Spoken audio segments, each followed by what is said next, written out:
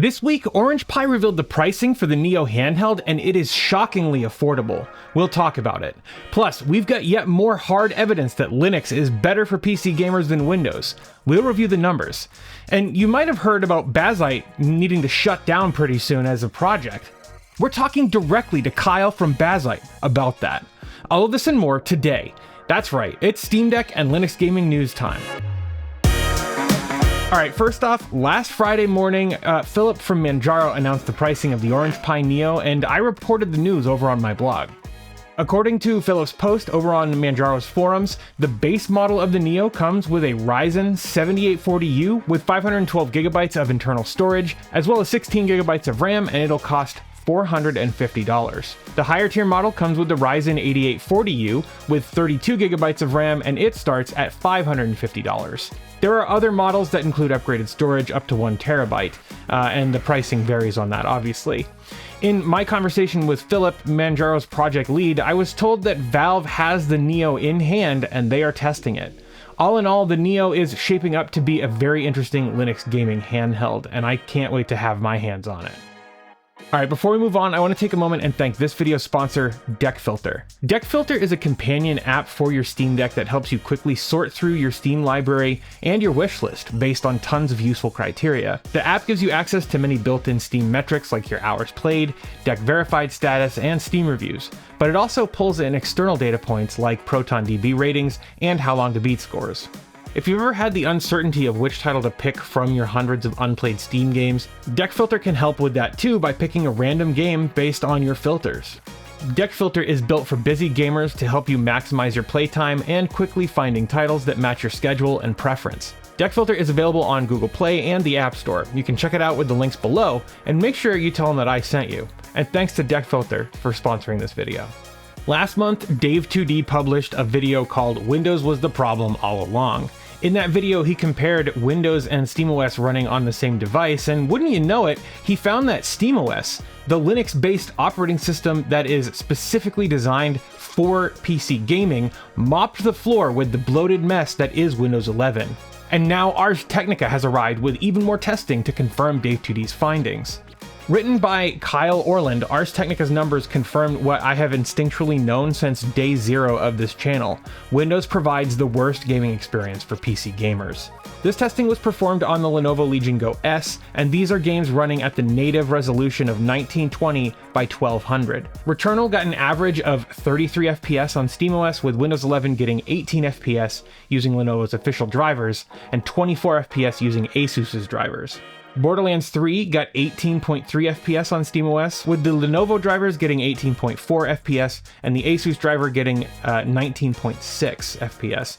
Notably, Borderlands 3 is the only title where the Windows version outperformed the Linux version. Then we have Cyberpunk 2077. It got almost 18 FPS on SteamOS, it got 14.4 FPS on the Lenovo drivers, and it got 16.6 on the Asus drivers. For Homeworld 3, they got 17.1 FPS on SteamOS, while Windows 11 with the Lenovo drivers got 14.5 FPS and 16.4 FPS with the Asus drivers. Finally, for Doom: The Dark Ages, the game got 15.3 FPS on SteamOS, the Lenovo driver was not capable of running the game, and the Asus drivers got 13.9. Now, these are admittedly low and even unplayable frame rates, because these were all on the highest graphics presets for each title. But even still, it's pretty clear that Linux is better optimized. But what about 800p and low settings? These results are even more stark, honestly. Returnal on the Lenovo driver on Windows 11 accounted for just 55% of what SteamOS was capable of delivering for frames per second. Borderlands 3 on Windows managed to eke out a mere 1% victory over SteamOS. Cyberpunk 2077's best performance is 15% worse than on SteamOS, and so on. And these numbers are pretty much in line with Dave2D's findings as well. Notably, in the rare case when Windows beats out SteamOS, it's within the margin of error. But the rest of the time, it's barely a competition between the two, with SteamOS taking the cake in almost every game tested. It's great to see the mainstream tech media picking up on the Linux wins here. But I would love to know your take on this. Let me know what you think down in the comments. And while you're down there, why not like that smash button? It's the best way to tell YouTube you want to see more videos just like this. Alright, let's get back to the video. All right, a quick one here. A few weeks ago, we talked about how the Steam Deck OLED was out of stock in North America, and Valve's messaging on the topic seemed to anticipate potential months of unavailability of the OLED. But just 2 or so weeks later, it appears the OLED model is back in stock. So if you've been salivating for a Steam Deck OLED, now is your chance to pick one up for yourself. So there was a big reveal this week. The group behind Ship of Harkinian, which is the Zelda 64 game ports to PC, they're called Harbour Master 64, and they have brought another unofficial port of an N64 title to the PC. This time, it's Mario Kart 64. They've brought it to Linux and other operating systems, and this one is especially good. It's called Spaghetti Kart, and it has some excellent features. Not only does the game support widescreen and high resolutions, but it also enables mods. This means that it's possible to add new maps, import them from Blender, edit existing tracks, and more. Here's to hoping that someone pulls in the Mario Kart 64 HD asset pack. Super exciting stuff, and as a child of the late 80s, Mario Kart 64 was my jam growing up. It's why I am here for this right now. Also, it's fun to just thumb Nintendo in the eye.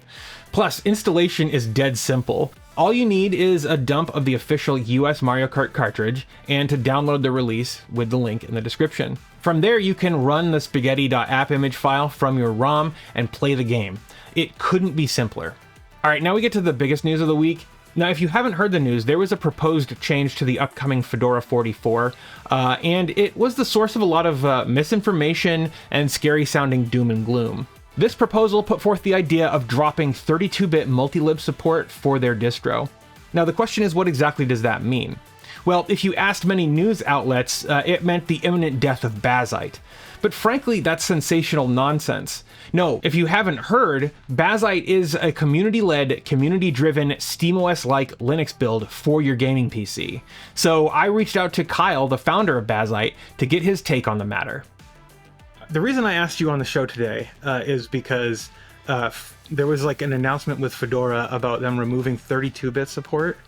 Could you explain what's going on with that?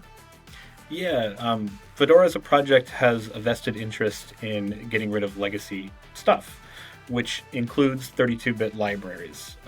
Apple made a very similar move multiple times for multiple different things, but essentially you can't run 32-bit stuff on Apple computers.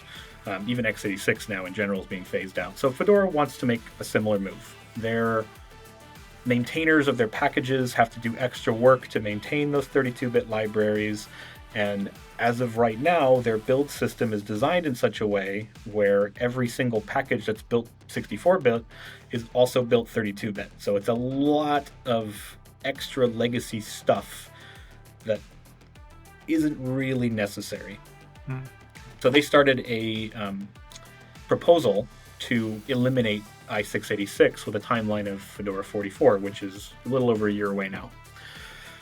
And some alarm bells got rung by that because, unfortunately, Steam on Linux is still a 32-bit application. So we had some back and forth with them. But, you know, that's the beauty of this process is it's not set in stone. It's more like a request for comment. So I gave my comments. I made the potential consequences of that decision clear. And so far, it looks like we've been able to carve out a series of very compelling options that will resolve the immediate concern and allow projects like Bazzite to continue under Fedora. What are your suggestions? Like, what are the things that you proposed? My initial proposition was to actually close that proposal and reopen it because I felt the wording of it was going to ring alarm bells and result in a lot of bad press, which, you know, it did, but it happens sometimes. You know, people take things out of context or report things too early.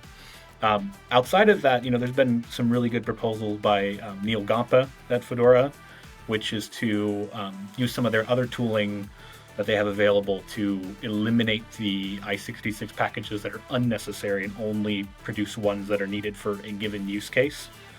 So that would mean, you know, Steam and OBS have the libraries they need, and all the extra cruft just gets eliminated and never built, which would be great. Yeah. And then there's some other options too about, you know, setting up SIGs and different, you know, methods of continually tallying what 32-bit packages are still important and maintaining those separately, maybe in their own repo. Any one of those options would be fantastic because it allows Steam to continue to be the way it is, until at which time Valve is ready to perhaps move Steam to a 64-bit application. So, as you can see, no, Bazzite is not going anywhere. Frankly, it's shameful that so many folks use this as a scare tactic to get clicks. The thing is though, we're waiting on Valve to upgrade the Steam client to 64-bit because right now it's still only 32-bit. That means it relies on operating systems, even if they're 64-bit operating systems, being able to do the translation to 32-bit for the app. But once Valve has moved over to a 64-bit application, all the major distros can drop their 32-bit support and everything will just work without a cause for concern. Until then though, we're going to have to continue to move forward as a community and collaboratively solve problems. I want to thank my sustaining members over on the blog, on Patreon, and on YouTube for making this show a reality. If you'd like to see your name listed over here, then you can use the links below to make a monthly contribution. Thank you for watching, and I'll see you guys in the next one.